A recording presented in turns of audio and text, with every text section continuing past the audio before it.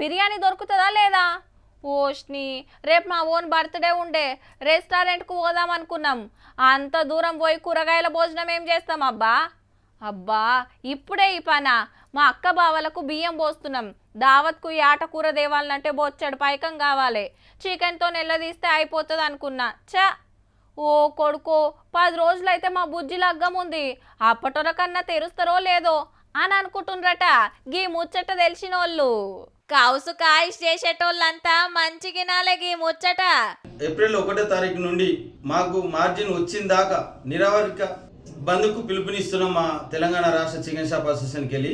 April 1 అంటే రేపే మళ్ళా.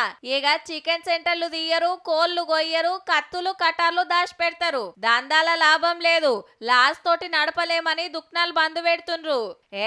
కిలో కోడి కూర 300లకు మీదుంటే వీళ్ళు లాస్ అవుడేంది అంటారా? గా పైకమంతా కంపెనీలకు పోతుందటుల్లా. కోళ్లు తెచ్చి దుక్నాలకేసిపోతారు దినం. వీళ్ళకు వచ్చే రేటుకు వీళ్ళు పొతం పెట్టి అమ్మే రేటుకు నడమ లాభం ఉంటది కదా.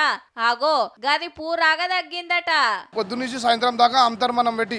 దానికి వెయిట్ లాస్ అయితేనే అది పైసలు అలాగ పోతున్నాయి. మనం పని మంచి పెట్టి పని చేపిస్తున్నాయి, అది పైసలు అలాగ పోతున్నాయి. మనం దుకాణం కిరాయిలు పోతున్నాయి. ఉల్టా జేబుతోని పెట్టాలా అట్లా అయిపోతున్నాయి. మనం ఈ ఎండలకు కోళ్లు బరువు గుంజుతున్నాయి, కూర కొట్టేటోళ్లకు జీతం పెరిగినాయి, మాడిగే కిరాయిలకు వెళ్తలేవు.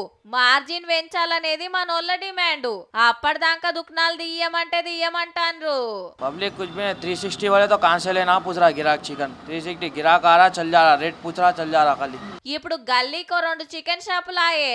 పబ్లిక్ ఆరానికి 2-3 మాటల తినుడాయే. గిరాకీ బగ్గుంటదని చాలా మంది ఇదే దందాలకు దిగితే మోకా చూసి దెబ్బ కొడుతుండ్రట కోళ్ల కంపెనీల ఓనర్లు. మాకో 10 రూపాయలు దొరకంది, ఇంత రిస్క్ ఎందుకు తీసుకోవాలని రేపటి కంచి చికెన్ సెంటర్లు బంద్ పెడుతున్నట్టుగా.